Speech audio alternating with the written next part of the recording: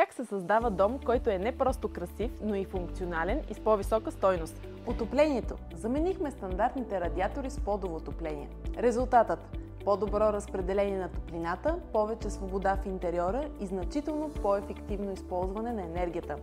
Добавихме ефект на газова камина, която да допълва естетиката в дома. Предимството при нея е, че се пали дистанционно и с едно натискане на бутона получаваме комфорт и приятна атмосфера. Осветлението е зонирано, така че да подчертае функционалните части на дома. Работни кътове, зони за почивка или игра. Детайл, който ще оцените в ежедневието. Това място беше неизползваемо складово помещение. Решихме да променим това. За целта изградихме вито стълбище, което превърна пространството в напълно функционално и повиши стойността на имота. За да запазим естетиката, направихме прехода между коридора и банята плавен, без праг. Плочките са монтирани специфично, дължината на фугата свършва на едно ниво с душ преградата.